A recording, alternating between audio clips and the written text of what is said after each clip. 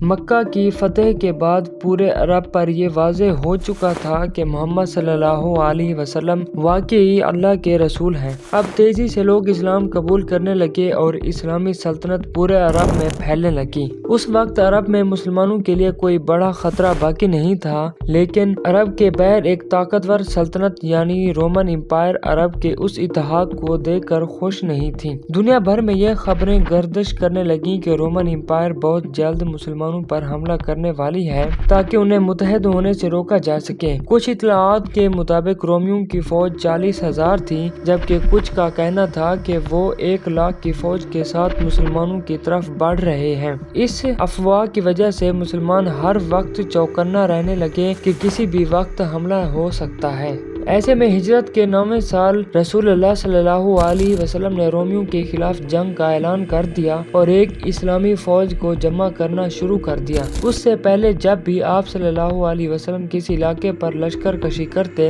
تو حملے سے قبل کسی کو نہیں بتاتے کہ اگلا ہدف کیا ہے، لیکن اس بار حالات بہت خطرناک ہو چکے تھے، اس لیے آپ نے پورے عرب میں اعلان کر دیا کہ ہم دنیا کی سب سے بڑی سپر پاور رومن امپائر سے جنگ کرنے جا رہے ہیں اور ہر مسلمان پر اس جنگ میں شامل ہونا فرض ہے۔ جو اس جنگ میں شامل نہیں ہوگا اسے منافق قرار دیا جائے گا۔ یہ وہی رومن امپائر تھی جس نے کچھ ہی عرصہ قبل فارسی امپائر کو شکست دے کر دنیا کی سب سے بڑی طاقتور بننے کا اعزاز حاصل کیا تھا۔ اسے چیلنج کرنا تقریباً ناممکن سمجھا جاتا تھا اور بیشتر لوگوں کا یہی خیال تھا کہ ابھی چند سال پہلے ہی متحد ہونے والے عربی قبائل کبھی بھی رومیوں سے مقابلہ نہیں کر سکتے۔ اس دوران منافقین نے بھی مسلمانوں کو رومیوں کی طاقت سے ڈرا کر خوف زدہ کرنے کی کوشش کی۔ نتیجتاً عرب میں 2 گروہ بن گئے، ایک وہ جو اپنا سب کچھ قربان کر کے بغیر کسی خوف کے مدینہ کی طرف روانہ ہو گئے تاکہ اس فوج میں شامل ہو سکیں، اور دوسرا وہ جو اس خطرناک جنگ سے بچنے کے بہانے تلاش کرنے لگا۔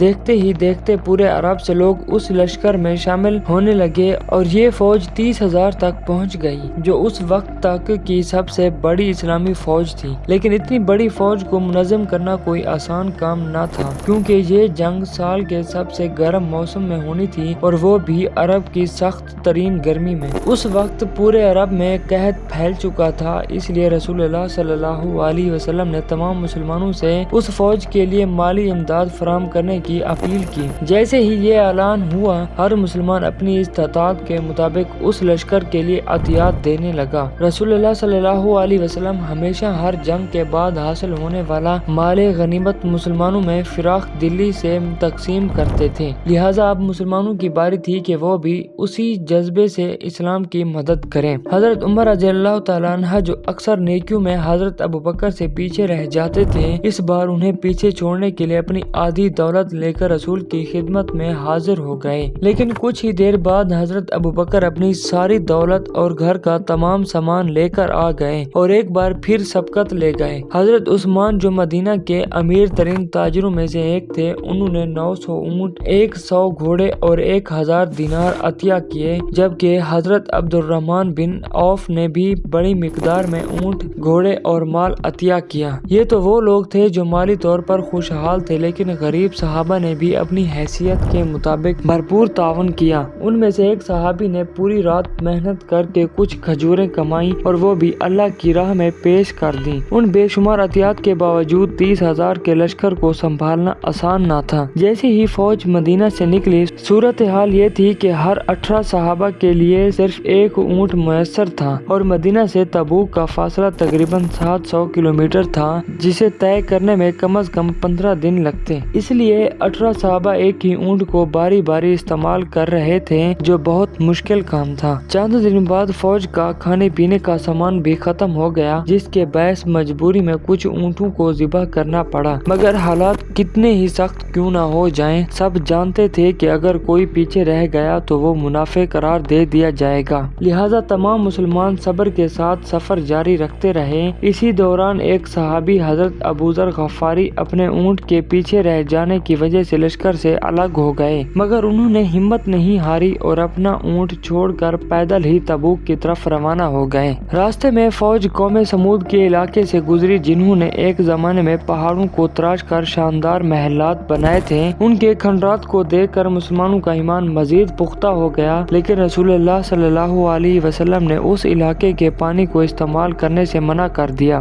بالآخر 15 دن کے طویل سفر کے بعد مسلمان تبوک پہنچ گئے۔ تبوک مسلمانوں کی سلطنت سے باہر رومی زیر تسلط علاقے کا مرکز تھا، یعنی اسلامی فوج اپنی حدود سے نکل کر دشمن کے علاقے کے اندر پہنچ چکی تھی۔ مسلمانوں نے جیسے ہی صف بندی کی وہ پوری طرح جنگ کے لیے تیار ہو گئے، لیکن کافی دیر انتظار کے باوجود دشمن کا کوئی بھی سپاہی ان کے مقابلے کے لیے نہ آیا۔ اس بارے میں مورخین میں اختلاف پایا جاتا ہے۔ کچھ کا کہنا ہے کہ رومی مسلمانوں کی اتنی بڑی فوج دیکھ کر خوف زدہ ہو گئے اور جنگ سے پہلے ہی منتشر ہو گئے، کیونکہ اس سے قبل مسلمان ہمیشہ اپنی تعداد سے 3 گنا بڑی افواج سے لڑتے آئے تھے، جیسے کہ غزوہ بدر، احد اور خندق میں ہوا تھا، جبکہ کچھ کا کہنا ہے کہ رومیوں نے کبھی حملہ کرنے کا ارادہ ہی نہیں کیا تھا اور یہ سب محض افواہیں تھیں۔ جو بھی حقیقت ہو، اس واقعے کے بعد پورے عرب میں یہ تاثر پھیل گیا کہ مسلمان دنیا کی سب سے بڑی سپر پاور رومن امپائر کے بارڈر تک پہنچے، انہیں جنگ کی دعوت دی، لیکن رومی جنگ سے بھاگ گئے۔ پہلے دنیا مسلمانوں کو ایک جھوٹا گروہ سمجھتی تھی، لیکن اب انہیں ایک عالمی طاقت کے طور پر دیکھنے لگی۔